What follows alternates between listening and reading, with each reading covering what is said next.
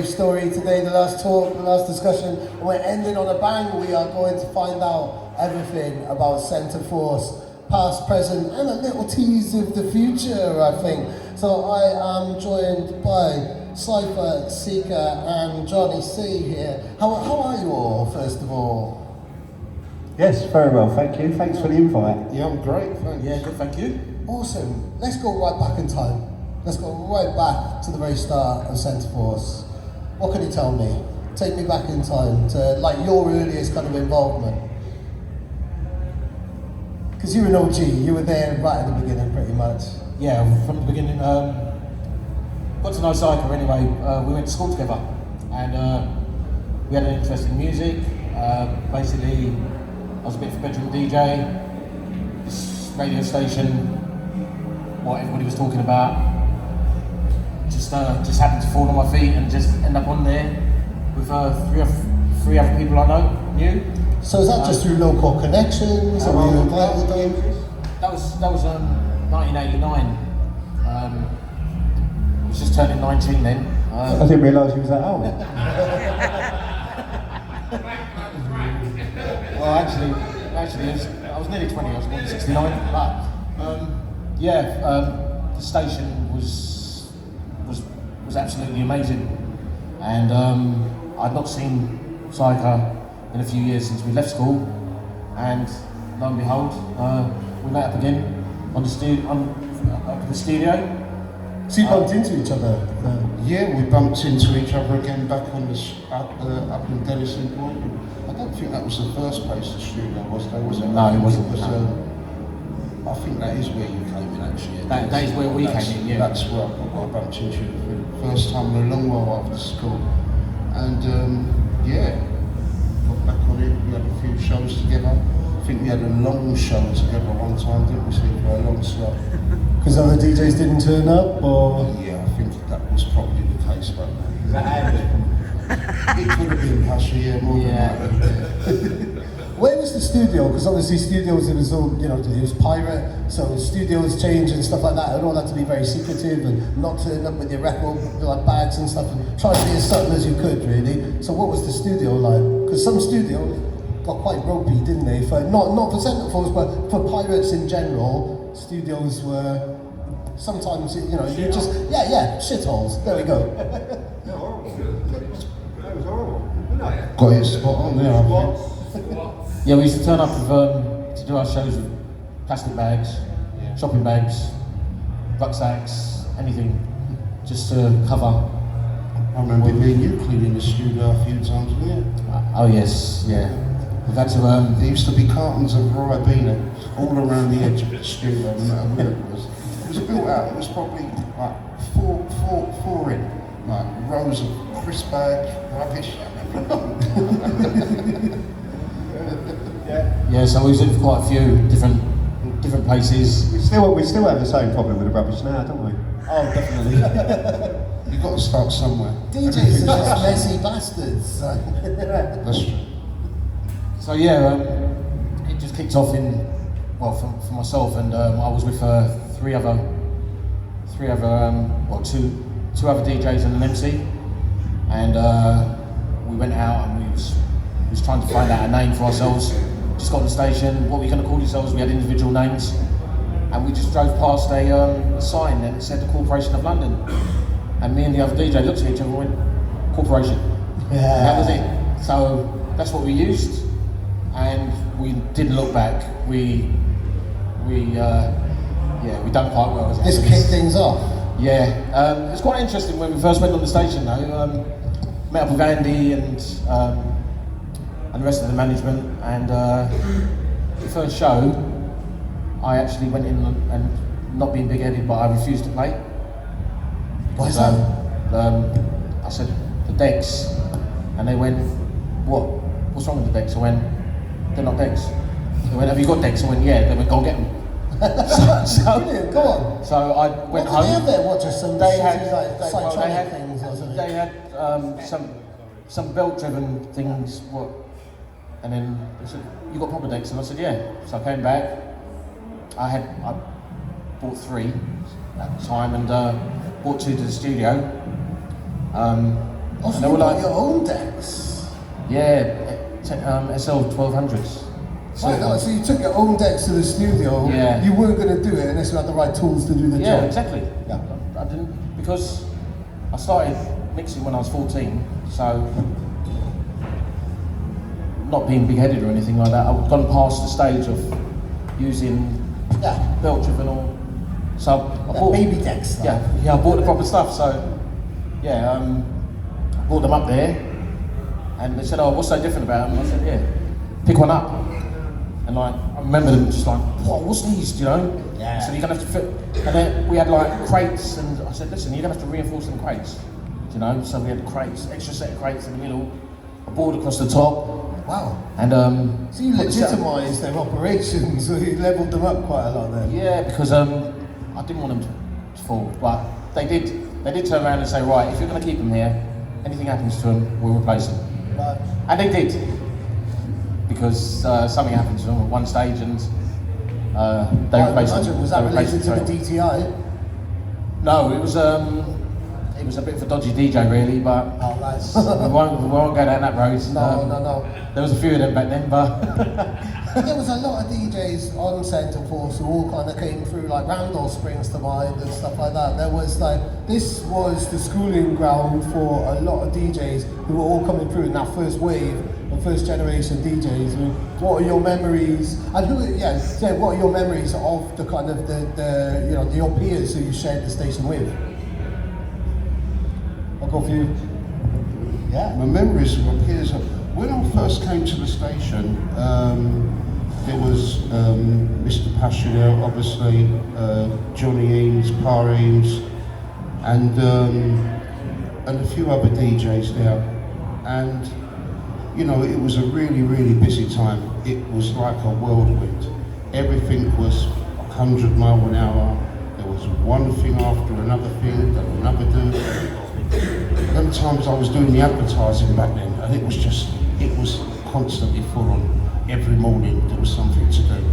But the station just kept on growing and getting bigger and bigger, and it was an amazing time to be around. It really was. It was a really good time. And such an essential community service. I mean, at the centre of any pirate station is community, really. And you know, certainly back then there was such a vast amount of music that just wasn't being represented. We had that like music of black origin, but also cutting edge underground music. None of this was being supported by any of the stations. So what Centreforce were doing, and their rivals and stuff, was providing a community service and pushing that around, you know, as far as they could, really.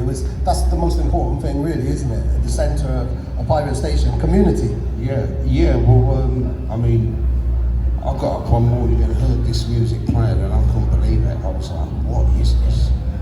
I'd never heard anything like it. Oh, go on, so you were converted by pirates yourself? Yeah, so well, that's how I sort of came into it in the first place anyway. But yeah, it was, I think Seek will probably be able to speak more about the music side of things a bit than me. Because you'd already been mixing for so long and supplied the decks and stuff. yeah, I mean, to go back to the likes of Randall, I knew Randall just a little bit before actually he came on Centreforce, and I knew he was, in DJing terms, he was a bad boy. He was a really good mixer, so Centreforce had put on a do at, I think it was Cronin Road, in just round the back off Carpenter's Road, where the studio was. And Randall turned up there, and he'd done this mix, and basically put in a reggae tune, Fatty Boom Boom, with another tune, and he turned around and went, get him on the station. That's how it was. Basically, yeah, it was just basically, we've done everything. Do you know what, I'm getting tongue-tied because there was so much memories and so much, you know, enjoyment. It was so exciting. It was just totally amazing. Yes, just doing it all. And unlike anything you've been involved in before, really, as well. Like this was life-changing for you at the time. Well, it was, because I used to work in the estate agents before. Wow! Yeah, what a career change. Yeah, that's how I ended up with my DJ name as well. I used to work for an estate agent called Seekers. Right. So the name's quite original. And I had an admirer, and she wrote a note to me, and basically she didn't know my name, so she wrote to Seeker. And then that was it. From 17, it stuck. Wow. So that's how, you know, nicknames came about. Yeah, so, yeah. but yeah, in terms of going on the station and playing music, it was just I just didn't want to stop. So when you used to have to do 12 or 14 hours on the radio, it was nothing. It was just so enjoyable. And you used to get pages, people paging in, and the page would come through, and you'd see it come up and say something like, "Can you say this message in 10 minutes time?" Because it'd be running back from the telephone box. So it was just complete. It was just brilliant. It was just amazing. The other side of it was setting up the studios and things like that. So we got involved with that a little bit later, helping out with the management and things like this. So we learned to dodge helicopters and things like this. Were you involved as well in the kind of transmission then to the aerials and stuff like that? Were you getting up on the roofs or anything? Yeah, and he did say to me, can you just make sure you did say this? It is a memory, it's not a fun memory. The first build block on Carpenter's Road, it was really bad weather one night, and we went up and we stopped the station and we was taking the transmitter down, and basically there's a slope at the pitch of the roof, and there's a little slope and a safety barrier at the end of it, and I was edging down and I lost my feet because I went over one of the cables and I hit the safety barrier, and the fencing went. So basically I changed colour.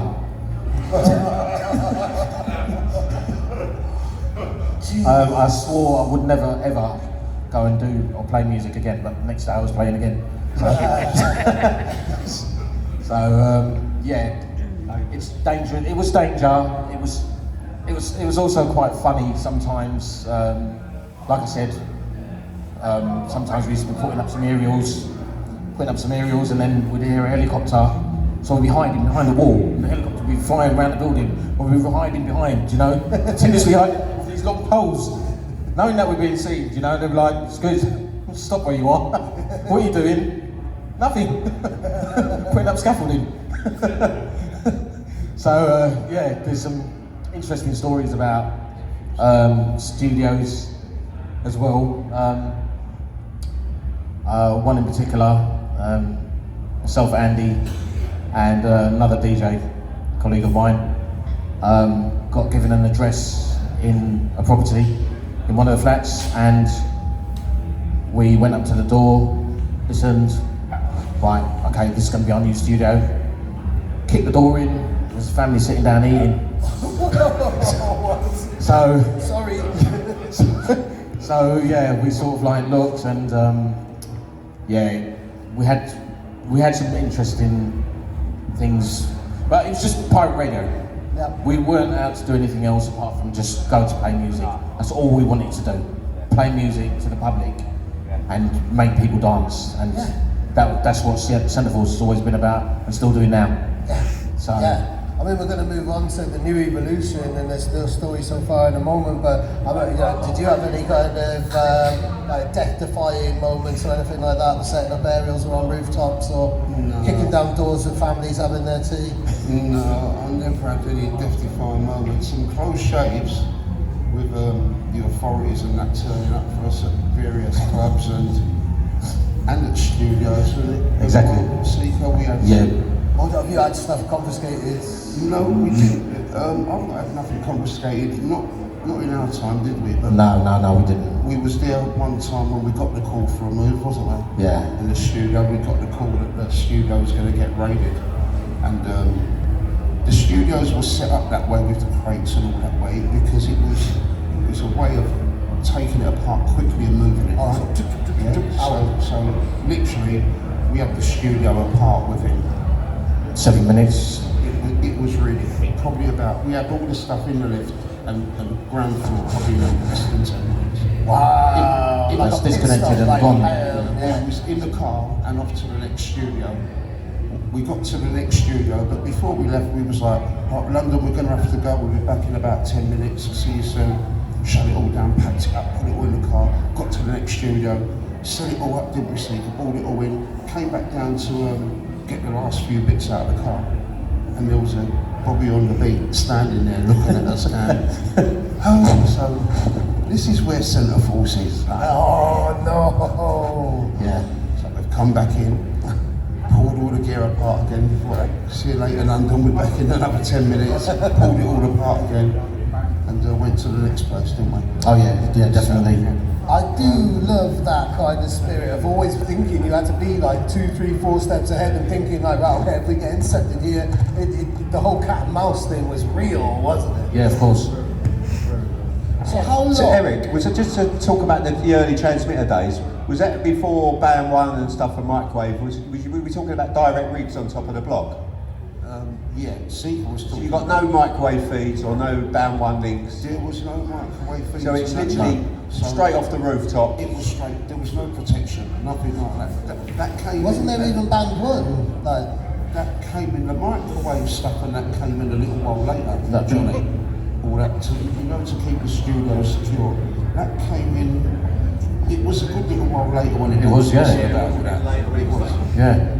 When the You had technology- Sunrise come on, didn't they? And it really started to heat up, didn't it? Because Sunrise were on 88.7, Hughes were on 88.3, and then that end of the dial just when it went off, didn't it? There was a channel every couple. And then Radio 2 come on the 88.2 over in Kent on the repeaters, and then that blew us up. We couldn't broadcast on 88.3 no more. That's right, because we was giving them bleed over, wasn't Yeah, we? they put that mad sound up. It was like a repeating, echoing Yeah, sound. sound, yeah. And it blocked out our transmitter. It blocked the whole But thing. then we went to we then went to 88.4 and made a station called Space. Yeah. Came out as Space FM, right, wow. and people know who we were, but it's just a different name. Yeah. Just a different. Yeah. So how did this kind of chapter of Centreforce kind of come to an end eventually? Because at this point, like there has been a kind of period where you didn't DJ at all. Did you always stay in music? Yeah, I was always in music because I always had my own little sound going, like completely different. It's a soul thing. It's not nothing to do with house. Yeah. So I was still functioning with that, carrying on well. Yeah. Obviously, we lost Centreforce. That was a big hit. It was a big hit because imagine every day you're doing something for months and months and months. You're busy. This part, And you for have that to go. You're out 4 nights, 5 nights of the week, and for that to just stop just like that, that was a big hit. It was a big hit. Was that an intended decision because of moving into events and times had changed and it was harder and harder because of the pressures of DTI, or did that? What was it that kind of caused the end of the actual station? So it was to do with Radio 1, when Radio 1 decided they were going to change their music policy from rock and pop and classic to dance music. And then that was it. We had no choice. You had to switch off. That was every day that was coming for us. Like, it made it harder and harder for you to broadcast because then you completely ducked out of DJ and you stopped completely then, didn't you, CK? Yeah, I mean, Centreforce stopped, and I went up to Norfolk. I went there for 1 weekend, and then I'm staying out there 9 months. Oh wow. I went to DJ, and they offered me work there, so that's why I went and done my thing. And then basically, when I come back, I just thought to myself, well, the music's changing. Excuse me for anybody who likes garage music, but I detest it. So I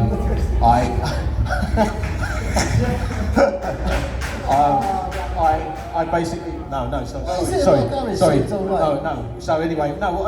As I explained to you, with me as a DJ, I use my turntables as instruments. So the art of mixing, I wouldn't just mix for like 20 to 30 seconds.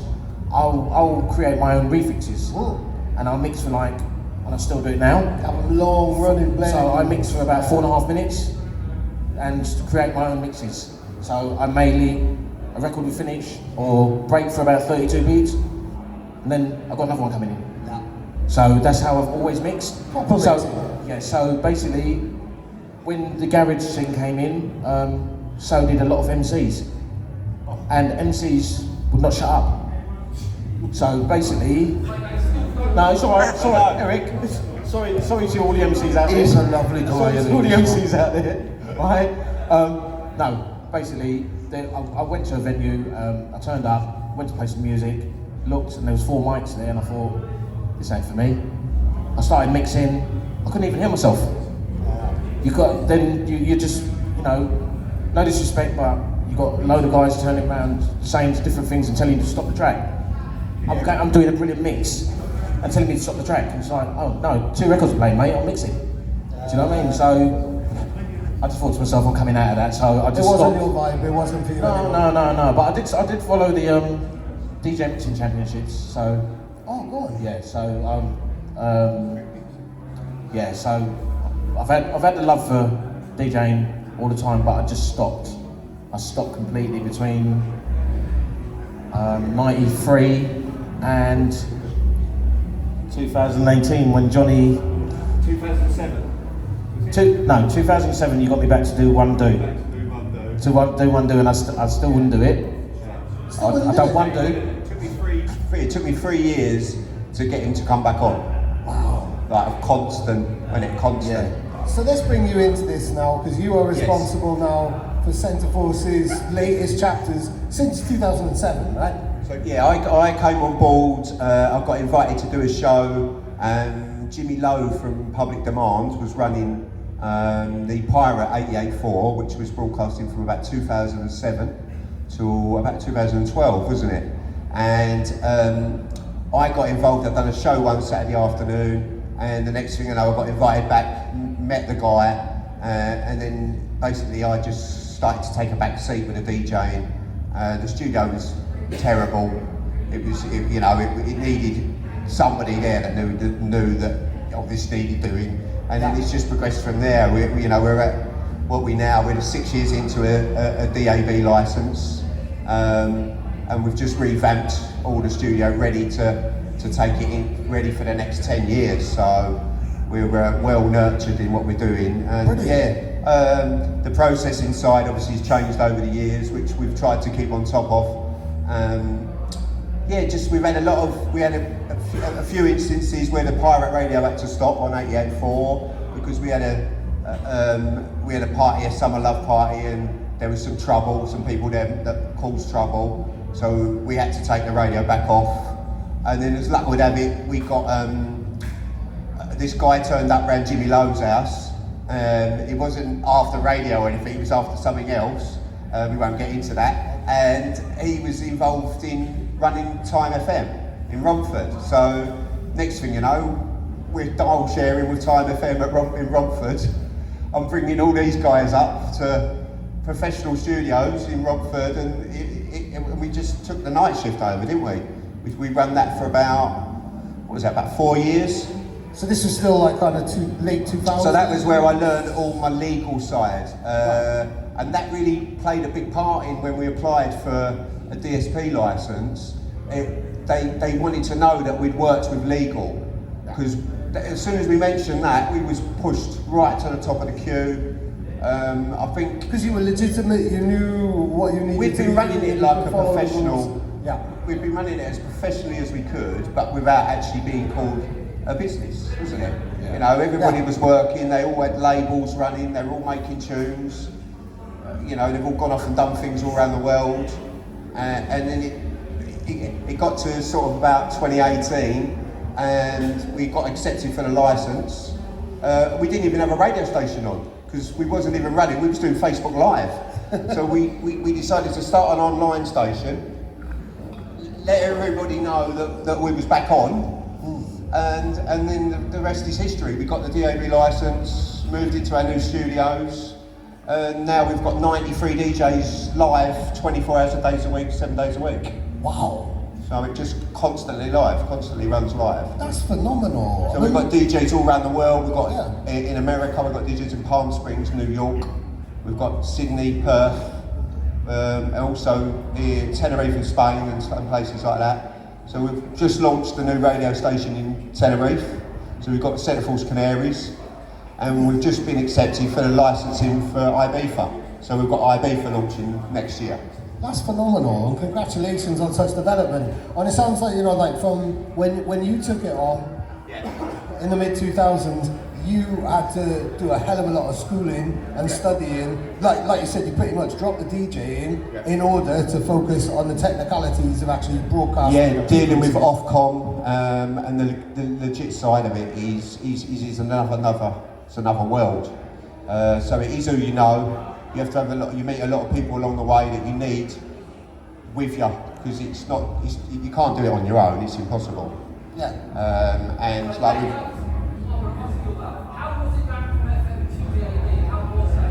we didn't change from FM. We come back on and we done a charity event for Isla. You know, the young girl that had cancer. So we done. Majestic called me up from Kiss FM. Majestic. He said, Jonny, come meet us at Andy's pub. We've set up some cameras. We do a couple of Facebook Live things for Isla, because we were going to do a charity do in the pub for her in the following weeks. We had 1 million views within 5 days. We had 1 million views, and I remember Friday night, one really rainy Friday night. I was out on the balcony listening to Daniel Montana playing, and Andy phoned from Tenerife, and he said, you know, he asked me a few questions. I gave him a few stats and a few figures, and he went, we're applying for a DAB London licence. And that was that. Literally, that was what he said to me. I laughed, and I thought, and I was gobsmacked. Right, so you know yourself.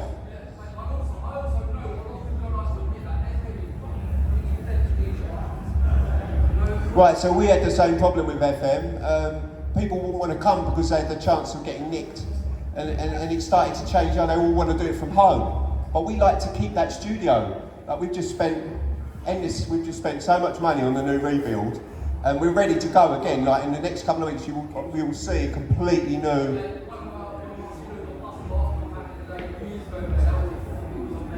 Yeah, and then it don't just end there. You're never going to be. If you want to apply for legal, they just won't look at you.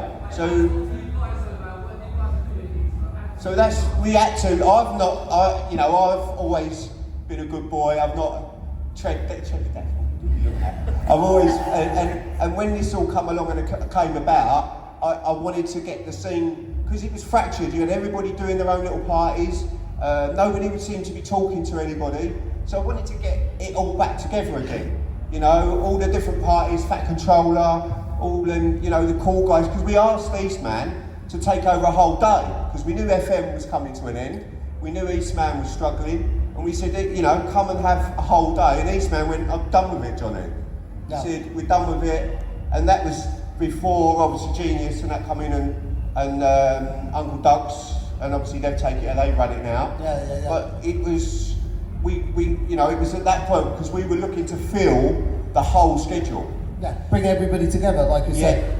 Legitimising it as well, though, like what are the complications? Because this is, you know, like you said Ofcom, like it must be so tricky. So this is where Danny and his son, Danny Master Pasha, he got, I had a meeting with him the following week, and I said, look, I'll take care of all the technical side. You've got to go off, get the investors, get the money, get it spoke about. And within a week, he come back with 150 grand. So we had a studio built within a month. The interest we knew was there, and it's not literally just not stopped from then. We've had to upgrade our online server. We're about to upgrade it again, so we're on like 10 gigabits with like 50,000 on there, and it's full all the time. You know, UK sleeps, and the rest of the world. We've got 192 countries every month, every 30 days. That's logging in. It's all over the world, honestly, it's phenomenal. it's unimaginable when you go back to like the kind of pirate times and stuff like that, but then there was a lot more freedom when you're doing unauthorized broadcasting. You can say what you like, Right. do what you like, and represent the people.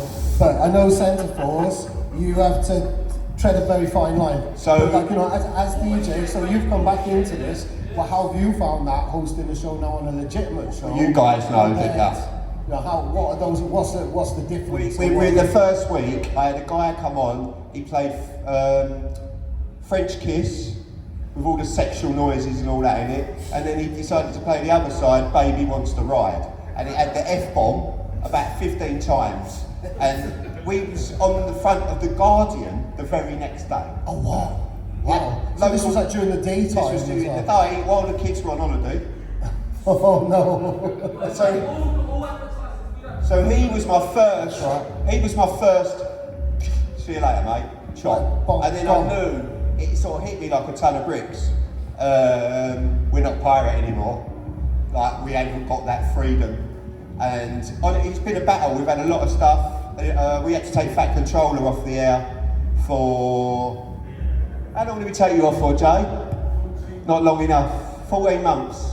So we had a battle. So we had a battle, cost us about 16 grand in solicitor fees. And then we had to bring him back on and put him on at a different time. And obviously Jay's stuck with us, you know. What did he say? What did he say? It was a complaint around the time of that lady, the policewoman that killed that lady, Right. Sarah Evra. Yeah. And it was all around that, and there was a comment made. There was a comment made about. Yeah, come on. Yeah. Don't get in trouble. I won't get in trouble, but I still know it word for word, because so many people have asked me. So the actual complaint words were, this woman, whatever her name was, said that I had said live on air, a woman's place is in the kitchen. That's it. I know. So And this was a what I actually said, I read out someone's text, and here it goes. Jason in Braintree has just texted into the studio, the wife's cleaning in the kitchen tonight, so we're having takeaway. And I just said, hashtag winning at life, how good's that? So, but you do know why she's cleaning in the kitchen tonight, didn't you? So, because she had 2 days off last week. She had Mother's Day off and she had International Women's Day off. So all she's doing is catching up with her chores. And then that was literally a 14-month battle I had with Ofcom, and it wasn't the best time, let me tell you that. I've had problems, obviously, daytime. Our main thing is anything that references drugs, obviously, for the main, you know, and obviously swearing. And it happens. I've had to invest in dump buttons. So just to get around that, it's cost us nearly 10 grand, and I'm constantly on at these guys, sending them the new updated, because it's in the last year, the list has gone mental. Like you've got all the wokeness has arrived, all the transgender stuff, people calling themselves cats and stuff. It's completely gone mental. So we have to keep abreast of everything, don't we? Tunes like, you know, Eric's on a Sunday morning, aren't you? You do a soul show on a Sunday morning. Yeah. You know, we've got jokers texting in joke names. This is the thing, you know, we ran it again last week. You get a plague of people trying to tuck these guys up. Oh, wow. As if it's not tricky enough anyway, just making sure that you're biting your tongue and keep minding your P's. So you've got people trying to trip you up. As well. That's constant all the time on more or less every show. Well, that's what you can see why I just mix and he speaks. Yeah, he speaks on mix. We've got a great. We've got a great team. I've been cut off. Talking about Ofcom, that is, you see. We've got a great team. We've got a station manager, one station manager that runs the daytime shifts, 7 till 7, and then I run everything after 7. But I'm obviously there in the day. So it's a 24-hour job, 7 days a week. There's constantly someone either in the studio or we're linking someone in. So I've got a guy that helps me, Max Isaac, the apprentice. He come to us from school, on a college school thing. Wow, so you're bringing through the new generation now. He come to us, and I took him under my wing. So I'm now teaching him all about architect and how you build layered sound for London Soundweb. So he's going to be a Dante engineer eventually. So he can literally work anywhere on the planet, kind of thing. So that's brilliant. It's that kind of technology. From like a pirate station to a proper legitimate business where you're now empowering the youth and training up the new generation.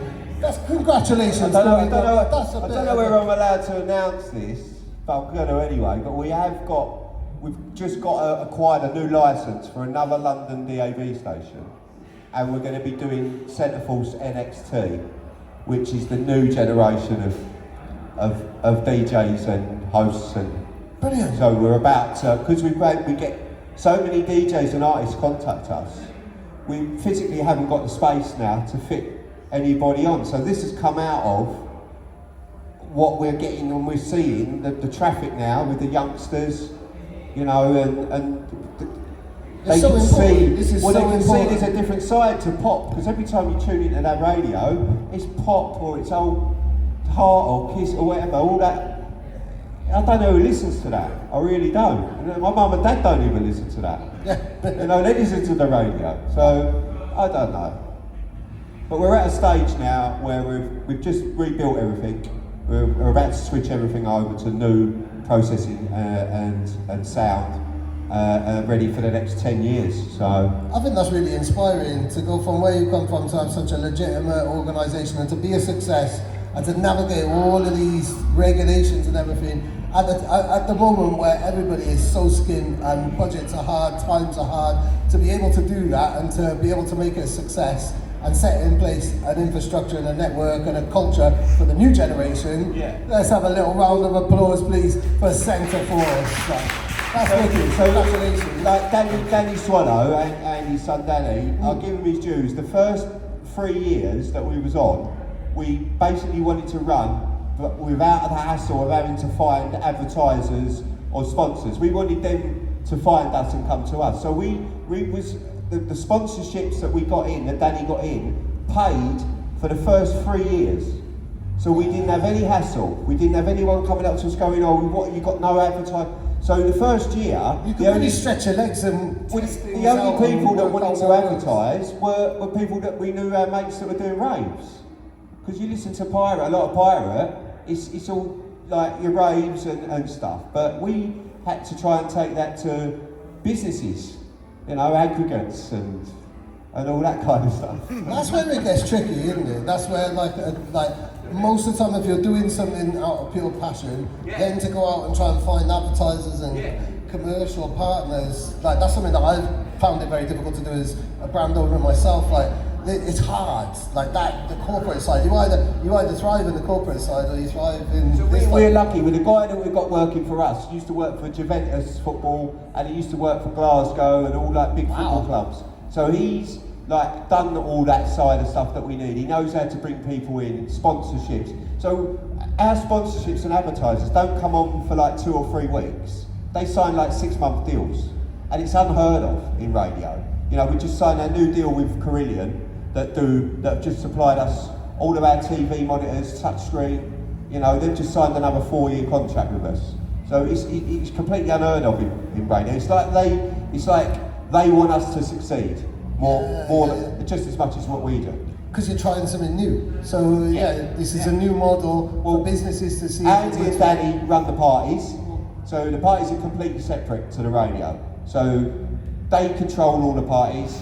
The first party we done, we announced it, and within an hour it was completely sold out. So we were just looking at each other thinking, wow. And since then, in the last 5 years, every party has sold out. So we're doing something right. The weekend we put a party on and no one turns up, then we're going to look at each other. Red flags.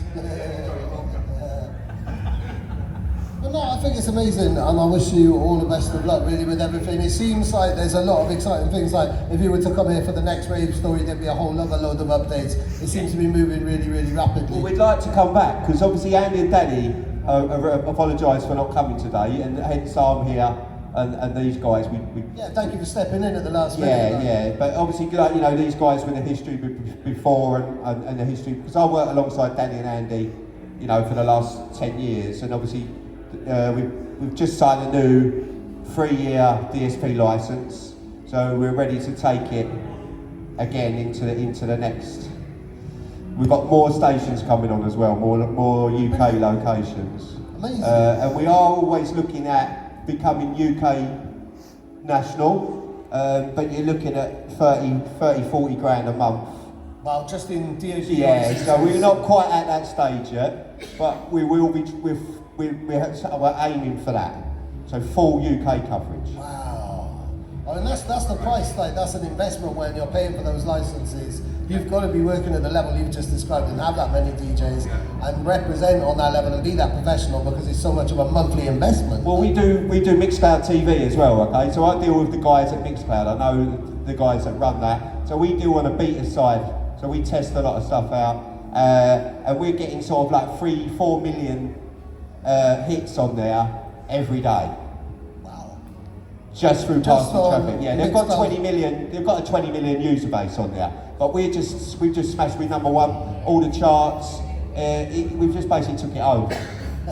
You know, I deal with them guys. I like Will and everyone at Mixcloud, and they love what we do. So we're going to see a lot of things coming in the future as well, in collaboration with Mixcloud. TuneIn Radio, obviously, they've come over. They flew over from America to come and see us. They had a meeting with us, Sky TV, and Talk Radio, and that was it. Wow. That's the levels. Yeah. That's the levels. So we're now brand partners with TuneIn. So we are a major radio station over in America. So our second biggest base of listenership is America, which is unheard of. It's UK radio stations in America. You just don't. Yeah. That's phenomenal. Yeah. And it is, could you have imagined any of this when you were on Centreforce back in the day?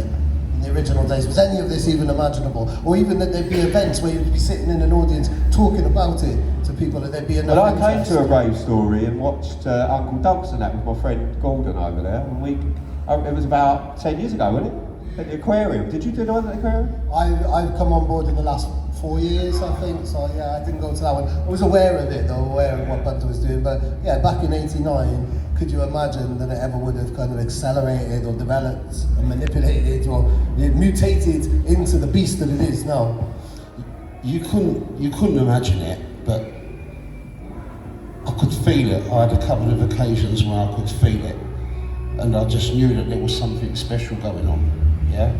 So it was hard to. You couldn't predict something like this, you know. But I knew there was something special going on. It was here to stay. Yeah, there was definitely something special going on. You could feel it, couldn't you? Do you know what I mean?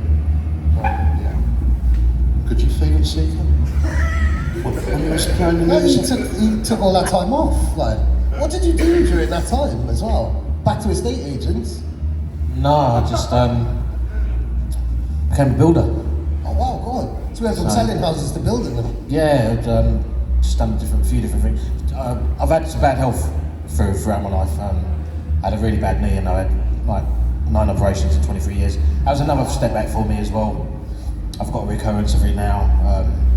That's why I came back on in 2018, and I went off for a bit. I had 4 hernia operations. Health hasn't been too good, so now I'm back, and I won't leave him alone now. So no, I love it. I just love the entertainment, love Centreforce crowd, love the family. That's it.